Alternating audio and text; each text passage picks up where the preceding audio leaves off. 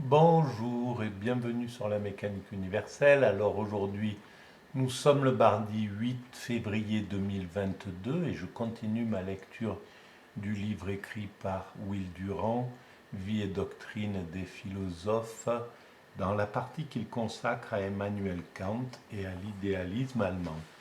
Je suis arrivé à la dialectique transcendantale. Alors je lis et puis voilà, si ça stimule des pensées, je les développe en lien avec la théorie que je défends sur la mécanique universelle, selon laquelle l'humanité est destinée à atteindre sa perfection.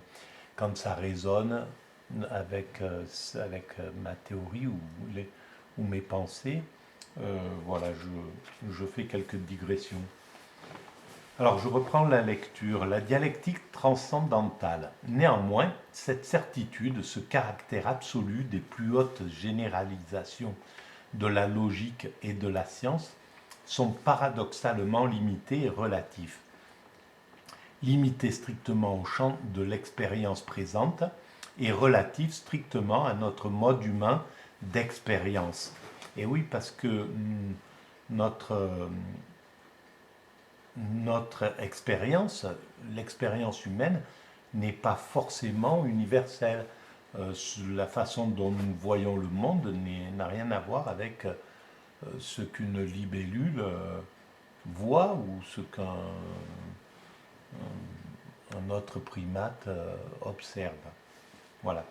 Car si notre analyse a été exacte, le monde tel que nous le connaissons est une construction, un produit achevé, on pourrait presque dire un article manufacturé, auquel l'esprit contribue autant par son façonnement que la chose y contribue par ses stimuli. Je suis d'accord avec ce que pense Kant. Euh, alors là, c'est Kant relaté par Will Durant, évidemment. C'est ainsi que la surface de cette table que nous percevons ronde se présente à la sensation comme elliptique. Voilà. L'objet tel qu'il nous apparaît est un phénomène, une apparence très différente peut-être de l'objet externe avant qu'il ne fût à portée de nos sens. Évidemment, voilà, pour nous, cette table, la table qui est devant moi, euh, j'ai une vision de cette table, j'ai une expérience de cette table. Mais le verre qui a fait les petits trous euh, qui sont, euh, qui sont devant moi a lui aussi une vision de cette table, une façon de concevoir cette table-là. Elle est complètement différente. Ce qu'était l'objet original, nous ne pouvons jamais le savoir. La chose en soi peut être un objet de la pensée ou d'inférence, un noumen, mais elle ne peut être l'objet d'expérience, car si elle l'était, elle serait transformée en passant par la sensation et par la pensée. Alors,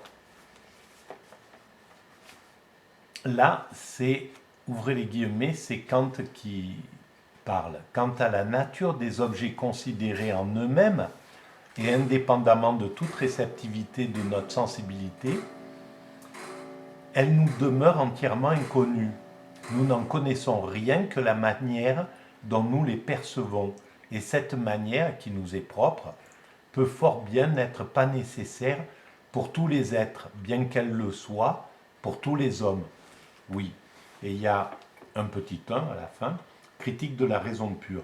Si Kant n'avait pas ajouté la dernière clause, son argument en faveur de la nécessité de la connaissance aurait été sans valeur. Et oui, parce que bien qu'elle le soit pour tous les hommes, c'est donc pour l'humanité notre valeur, notre vision, nos sensations, etc., peuvent servir à établir des données précises et des règles. Les antinomies sont les dilemmes insolubles enfantés par une science qui veut dépasser l'expérience. Ainsi, par exemple, quand la science essaie de décider si le monde est fini ou infini quant à l'espace, la pensée repousse l'une et l'autre supposition. Au-delà d'une limite quelconque, nous sommes poussés à concevoir quelque chose de plus, et cela sans fin. Et cependant, l'infini est lui-même inconcevable. Voilà, est-ce que ce monde est fini ou infini? On ne peut pas déterminer, on ne peut pas le déterminer à travers la science, pour l'instant. Peut-être que dans le futur, et c'est ce que je pense, la science parviendra à déterminer si c'est l'un ou l'autre, ou autre chose. Autre chose encore, le monde a-t-il eu un commencement dans le temps? Nous ne pouvons concevoir l'éternité, mais nous ne pouvons concevoir non plus aucun moment dans le passé sans nous dire aussitôt qu'avant lui il y avait autre quelque chose. Voilà, c'est juste. Donc on est devant une inconnue. Alors cette inconnue, elle est importante parce que c'est un moteur pour avancer dans l'humanité, pour tirer l'humanité vers l'horizon des connaissances, pour nous obliger à travailler, à chercher, pour obliger l'humanité à développer sa science, sa recherche, etc. C'est un moteur. Donc, c'est ce qui me fait dire qu'un jour, nous comprendrons d'une façon ou d'une autre, peut-être pas de la façon mathématique qu'on croit, mais on comprendra clairement ce qu'est cette création, pourquoi elle est là, ce qu'il y a, et toutes les questions métaphysiques seront résolues, selon moi. Or, cette chaîne de causes que la science étudie a-t-elle un commencement, une cause première? Oui, parce qu'une cause sans fin est inconcevable. Non, car une première cause non causée est tout aussi inconcevable. Y a-t-il quelque issue à ces impasses de la pensée? Oui, répond Kant. Si nous nous souvenons que l'espace, le temps et la cause sont des modes de perception et de conception qui doivent faire partie de toute expérience, puisqu'ils sont la structure et la trame de toute expérience. Ces dilemmes naissent de la supposition que l'espace, le temps et la cause sont des choses externes, indépendantes de la perception. Nous ne ferons jamais aucune expérience sans l'interpréter en termes d'espace, de temps et de cause. Mais nous ne ferons jamais de philosophie si nous nous oublions que ce ne sont pas là des choses, mais des modes d'interprétation et d'entendement. C'est bien dommage, je ne comprends pas tout ce que je lis, parce que c'est compliqué pour moi ce genre d'analyse. Je ne sais pas pourquoi. Voilà, autant il y a des choses qui me paraissent très simples, et là, ce genre de phrases, je n'arrive pas à les comprendre. Bon, j'espère pour vous que vous les comprenez. Il en est de même des paralogismes de la théologie rationnelle qui s'efforce de prouver par la raison théorique que l'âme est une substance incorruptible, que la volonté est libre et s'élève au-dessus de la loi de cause et d'effet, et qu'il existe un être nécessaire, Dieu, en tant que présupposé par toute réalité. Évidemment, c'est très compliqué. Et on reste là que dans les suppositions, que dans les croyances. Mais comme l'inverse est une croyance aussi, on doit pouvoir faire tabula rasa de cela et comprendre qu'on a besoin peut-être, par exemple pour le philosophe, le spirituel, il a besoin de penser que Dieu existe pour travailler sa compréhension, pour analyser, pour le théologien, c'est très important, et pour le laïc ou pour l'incroyant, il a aussi besoin de penser, de croire que Dieu n'existe pas pour pouvoir développer ses propres théories qui sont aussi importantes finalement puisqu'elles permettent aux deux extrêmes de développer leurs arguments et d'améliorer leur compréhension des choses et la compréhension totale des choses, puisque c'est l'humanité qui bénéficie de tout ce travail. Je reprends. La dialectique transcendantale doit rappeler à la théologie que substance, cause et nécessité sont des catégories finies, des modes d'arrangement et de classification que l'esprit applique à l'expérience des sens et qui ne valent que pour les phénomènes qui apparaissent à cette expérience. Nous ne pouvons appliquer ces conceptions au monde nouménal, c'est-à-dire simplement inféré et conjectural. La religion ne peut être prouvée par la raison théorique. Telle est la conclusion de la première critique. La religion ne peut être prouvée par la raison théorique. Oui, effectivement, mais voilà, on peut la prouver par l'expérience, par l'extase. À travers l'extase, on peut comprendre qu'il y a du divin. C'est mon expérience, par exemple, mais c'est très compliqué de le démontrer. C'est ce que j'essaye de faire à travers la mécanique universelle, de démontrer rationnellement pourquoi il y a du divin, à partir de cette expérience aussi que j'ai réalisée. D'abord de l'intuition, l'humanité est destinée à atteindre sa perfection, et en plus de l'expérience que j'ai faite un peu plus tard. Voilà. Mais par contre, par la raison théorique, on ne peut pas démontrer réellement que Dieu existe de manière indubitable. Telle est la conclusion de la première critique. On peut aisément se figurer de quel sourire sardonique David Hume, cet Écossais plus dangereux encore que Kant lui-même, en accueillit les résultats. Voici donc ce formidable livre de quelques 800 pages, surchargé presque au-delà de toute expression par le poids d'une terminologie lourde de pensée et qui se proposait de résoudre tous les problèmes de la métaphysique et incidemment de sauver l'intégrité de la science et la vérité essentielle de la religion. Qu'est-ce que ce livre avait réellement donné ? Point d'interrogation. Il avait détruit le monde naïf de la science en en limitant la portée, sinon la condition à un monde qui, de son propre aveu, n'était qu'apparence, au-delà duquel elle ne pouvait aboutir qu'à des antinomies burlesques. Ainsi, la science était sauvée. Les pages les plus éloquentes et les plus pénétrantes de ce livre avaient prétendu que les objets de la foi, une âme libre et immortelle, un créateur bienveillant, ne pouvaient être prouvés par la raison, et ainsi la religion était sauvée.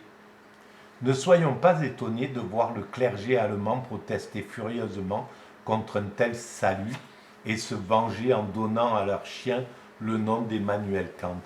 Et voilà, malheureusement, à l'époque, c'en était ainsi. Ils ne pouvaient supporter, la religion ne pouvait supporter qu'on puisse dire que on ne pouvait pas prouver Dieu, mais qu'en même temps, ça sauvait la religion. Elle ne pouvait pas. Heureusement, bien heureusement, depuis 200 ans, la religion a évolué, sa violence a diminué, sa compréhension aussi, et sa tolérance également. Et à l'époque déjà, elle avait évolué, parce que 200 ou 300 ans avant Kant, elle aurait mis au pilori un Kant, comme elle l'a fait avec un Spinoza ou avec des philosophes antécédents, même sans se priver de les brûler ou voilà, de les maltraiter. Là, les chiens de la religion, les chiens du clergé plutôt, se sont acharnés sur Emmanuel Kant, mais l'ont laissé vivre en paix. Ne nous étonnons pas davantage de voir Heine comparer le petit professeur de Königsberg au terrible Robespierre. Ce dernier n'avait tué qu'un roi et quelques milliers de Français, ce qu'un Allemand pouvait volontiers pardonner, mais Kant, disait Heine, dans Mélange en prose, avait tué Dieu et miné les plus précieux arguments de la théologie. Quel vil contraste existait entre la vie extérieure de cet homme et ses pensées destructrices qui bouleversaient le monde. Voilà, c'est pour ça que c'est bien le caractère d'Emmanuel Kant qui était finalement doux, sans doute, tranquille, optimiste, a survécu à cette violence, alors que le caractère de Schopenhauer, qui aurait peut-être subi la même violence de la part du clergé, aurait peut-être supporté beaucoup moins bien cette violence. Si les habitants de Königsberg avaient pu se douter de tout ce que signifiaient ces pensées, ils auraient éprouvé en présence de cet homme une terreur plus grande qu'en face du bourreau qui ne sacrifie que des êtres humains. Mais les bonnes gens ne virent en lui qu'un professeur de philosophie. Et ben c'est comme, voilà, moi, ici, les gens savent, me prennent pour un rigolo, un petit hubluberlu qui a retapé une ruine gigantesque dont personne ne voulait. Voilà, une sorte de kamikaze des choses, et personne ne se doute de ce que je réalise, ce que je fais, ce que j'écris, etc. C'est ainsi que mon temps se passe à merveille, sans pression, sans complications, sans rien. Et par bonheur, même Internet me laisse tranquille, et donc tout ça fait que je peux travailler sans aucune pression. Alors, et quand à l'heure habituelle ils passaient en flânant, ils le saluaient amicalement et mettaient leur montre à l'heure. Caricature ou révélation? Point d'interrogation. Eh bien, je trouve ça très intéressant. Voilà. Alors, est-ce que je continue? Oui, je vais continuer. Je vais continuer un petit peu, peut-être 10 minutes. Alors, le chapitre 4, la critique de la raison pratique. Si l'on ne peut fonder la religion sur la science et la théologie, sur quoi donc l'établir? Sur la morale. Ah, voilà pourquoi il fallait que je lise Emmanuel Kant. Effectivement, et alors sans doute, parce que je découvre en même temps que je lis ce texte, sans doute qu'il veut établir la théologie sur la morale, et sur une morale qu'il voyait d'une autre manière que moi je l'ai vue à travers la mécanique universelle. Mais c'est aussi en partie à travers la morale que j'essaye de démontrer que l'humanité est destinée à atteindre sa perfection, et que j'essaie de démontrer la logique de l'évolution. Parce qu'en fait, sur la mécanique universelle, je fais la généalogie de la morale, mais pas comme Nietzsche l'a fait, pas comme Emmanuel Kant l'a fait, je suppose, je n'ai pas encore lu la façon dont il appuie la théologie sur la morale. Sur la mécanique universelle, la morale, pour moi, la morale humaine découle d'une morale instinctive déjà présente dans le monde animal d'où nous venons, chez les autres primates. Lorsque nous étions des primates naturels, nous étions gérés par une sorte de morale instinctive qui s'est transformée lorsque nous sommes devenus des hommes conscients, lorsque nous avons développé une conscience, une parole, etc. Elle a évolué en morale consciente, écrite, verbalisée, étudiée, etc. et propagée d'abord oralement, puis par écrit, etc. Quelle était cette morale instinctive? Eh bien, par exemple, ce que je donne comme morale instinctive, comme origine de notre morale, par exemple, quand le dominant chimpanzé se bat avec un prétendant qu'il est vainqueur et que le prétendant lui tend le cou ou lui tend, se met en position de soumission, le dominant pourrait le maltraiter, pourrait le tuer s'il le voulait. Il ne le fait pas. Alors, la société humaine, nous, la science, disons que c'est par économie d'énergie. Peu importe, même si c'était le cas, je veux bien que ça soit ça. Mais en tout cas, c'est cette économie d'énergie qui est devenue notre morale, qui est devenue le début de notre morale, les débuts de notre morale. C'est-à-dire, on ne frappe pas, par exemple, un homme à terre. Intuitivement, un homme, il ne fait pas ça. Et c'est une morale qu'on se transmettait dans la cour de récréation. Si tu es un homme, tu tapes pas quelqu'un qui est à terre. Bon, et ça vient de cet instinct-là. Le fait de ne pas maltraiter ses parents vient de tu ne tueras point, etc. Tu respecteras tes parents. Toutes les grandes règles morales qu'a amené par exemple le judaïsme à l'humanité, eh bien à mon sens, elles découlent de ces morales instinctives. On pourrait aller les chercher là-dedans. Moi, je me suis contenté de dire oui, c'est ça. Voilà, ça découle de ça,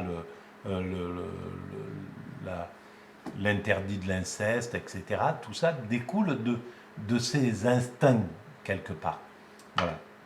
Et donc j'essaie de dire que si cette morale était déjà dans le monde inconscient animal, lui-même, cette morale décline de quelque chose qui était déjà avant les primates, avant les mammifères, etc. Et ça remonte à l'origine de la création. Déjà, l'origine de cette morale, d'une certaine façon, à mon sens, était inclus dans la matière qui a donné la naissance à la vie et à l'origine de l'univers, etc. Voilà comment je fais la généalogie de cette morale. Et si cette morale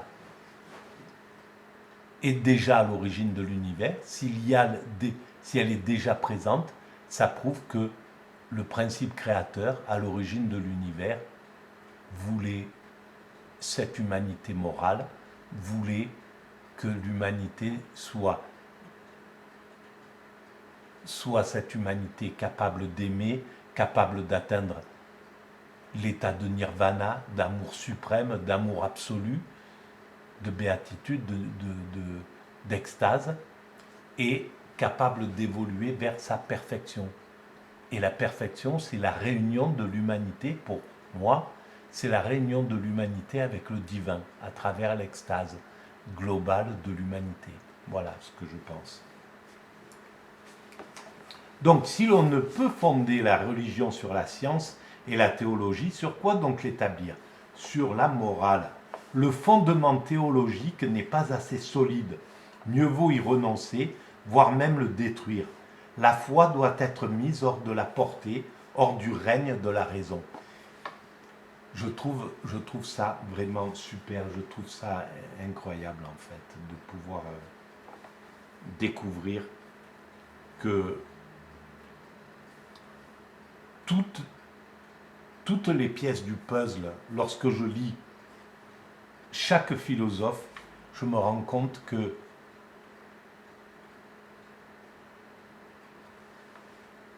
mon analyse intuitive, parce que je ne suis pas passé par la philosophie, ça a été juste une réflexion à partir de cette phrase magique qui est venue dans ma tête, comme ça, qui est née dans mon esprit, l'humanité est destinée à atteindre sa perfection.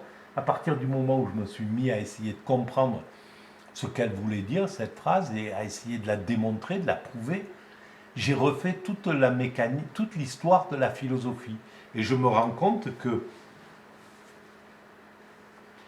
il y a de la logique dans Emmanuel Kant, il y a dans la mécanique universelle, il y a un peu de cet Emmanuel Kant, de la pensée d'Emmanuel Kant. Il y a un peu de la pensée de Schopenhauer, il y a un peu de la pensée de Nietzsche, il y a un peu de la pensée de Spinoza, il y a un peu de la pensée de Hegel, il y a un peu... Voilà, et j'ai dû remonter comme ça, intuitivement, j'ai remonté toute l'histoire de la philosophie. Et c'est pas la première fois que je me rends compte de ça. Mais alors, il faut que la base morale de la religion soit absolue et ne provienne ni de l'expérience des sens, toujours discutable, ni d'une inférence précaire. Elle ne doit pas être adultérée par le mélange de la raison faillible. Elle doit procéder du moi interne par perception et intuition directe. Eh bien oui, c'est ce que je le démontre d'une autre manière. Si la morale était déjà présente, si notre morale, si l'origine de notre morale, si l'embryon de notre morale était déjà présente chez les primates naturels de notre origine, c'est que c'est infaillible, c'est pas quelque chose que nous avons créé comme ça de toutes pièces et qui pourrait disparaître. Non, ça suit une logique. Et la morale humaine actuelle, elle découle de toute l'histoire, de toute une histoire déjà présente dans la vie. Et donc ça lui donne un crédit absolu. Voilà.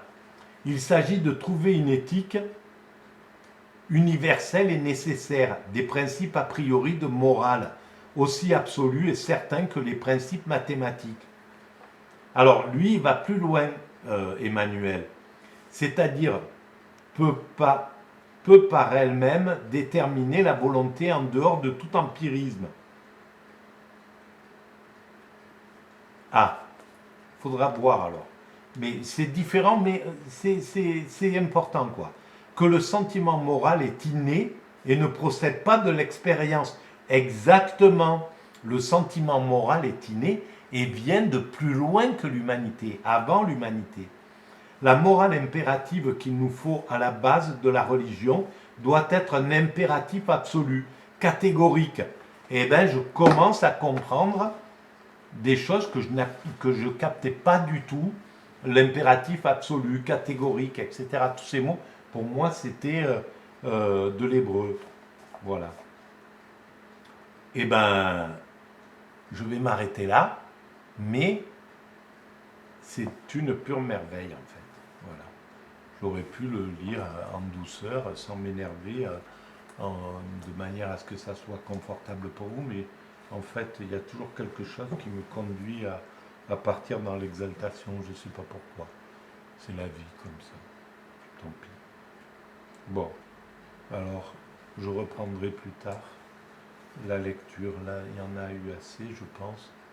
Ou bien je continue encore un petit chapitre, un petit sous-chapitre. Jusqu'où ça va? Non, ça va un peu loin. Voilà. Oui, je vais continuer. Or, la plus surprenante réalité de toute notre expérience, c'est précisément notre sentiment moral, le sentiment inévitable en face de la tentation que ceci ou cela est mal. Nous pouvons succomber, mais le sentiment n'en est pas moins là. Donc, c'était important que l'humanité, que la mécanique universelle, mon travail, apparaisse maintenant. Ça confirme, ça va un peu au-delà de Kant. Voilà, tout le travail réalisé par Kant, je le prolonge un tout petit peu d'une pichenette par rapport à la beauté, à l'intelligence et au travail extraordinaire de ce Kant. Mais le travail que je fais dans la mécanique universelle pousse d'une pichenette le travail de Kant, pousse d'une pichenette le travail de Schopenhauer, pousse d'une pichenette le travail de Spinoza, pousse d'une pichenette, etc. C'est pas beaucoup, mais ça confirme leurs intuitions géniales, parce que la philosophie ne se trompe pas en mettant en lumière ces philosophes. C'est pour ça qu'elle ne se trompe pas en ayant mis en lumière Socrate et Platon, n'en déplaise à certains philosophes contemporains qui voudraient en démolir l'intelligence et la pertinence. C'est pas pour rien que l'humanité a choisi de mettre la morale de Kant plutôt que le sophisme des sophistes, voilà, en lumière et comme fondement de sa philosophie. Donc voilà, il y a quelque chose qui est comme ça. Et donc c'est très important que la mécanique universelle arrive. Oui, c'est l'impératif moral, il est là. C'est un impératif, catégorique et ça vient de l'inné, ça vient avant l'humanité. Et donc, voilà moi pourquoi j'ai fait cette généalogie. C'est venu tout seul comme ça. C'est pourquoi je fais remonter la morale à ce niveau-là. Voilà. Le sentiment inévitable en face de la tentation que ceci ou cela est mal. Nous pouvons succomber, mais le sentiment n'en est pas moins là. Oui, et il est là depuis longtemps, pas que depuis la morale religieuse. Donc, ceux qui combattent la morale religieuse en croyant qu'on peut détrôner, faire tomber la morale instinctive, ça ne marche pas. C'est pour ça d'ailleurs que les existentialistes, ils ont mis de côté le divin, mais ils ont mis une morale laïque à la place, qui découle exactement de la morale religieuse, qui elle-même découle de la morale instinctive. Voilà la mécanique de l'aventure morale. Et donc, alors il fallait que les existentialistes mettent à distance le religieux comme les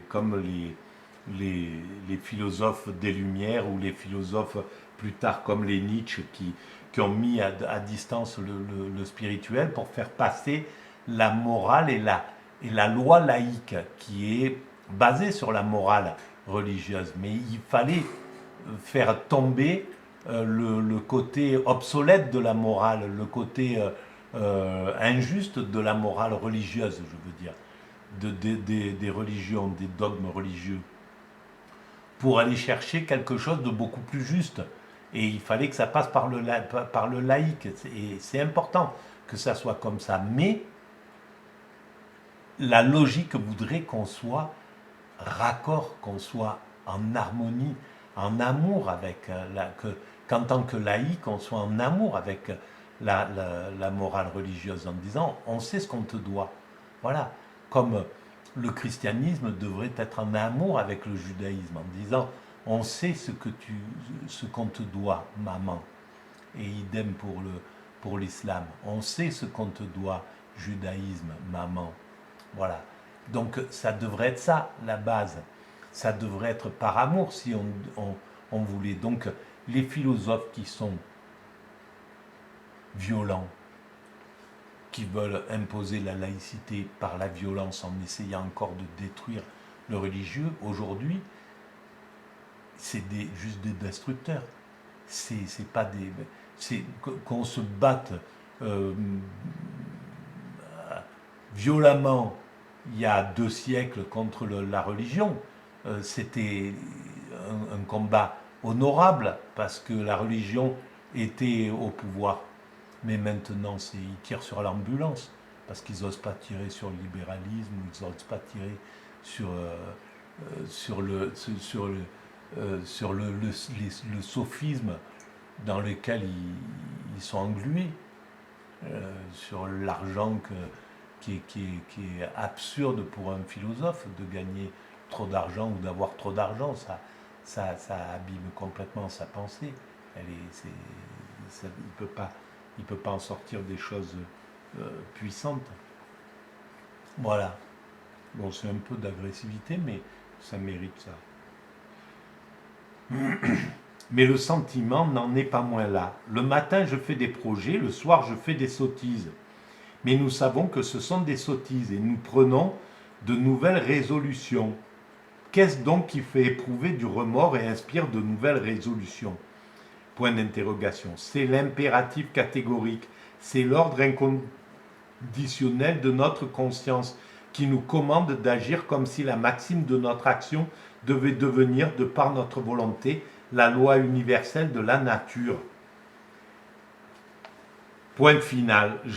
Pour l'instant, je vais arrêter là. Mais voilà, je suis très très content d'avoir découvert pourquoi je lisais Emmanuel Kant et pourquoi je lisais ses premières pages sans rien comprendre, et que voilà, je suis arrivé au moment où il fallait que je comprenne et exprime et explique quelque chose en lien avec la mécanique universelle.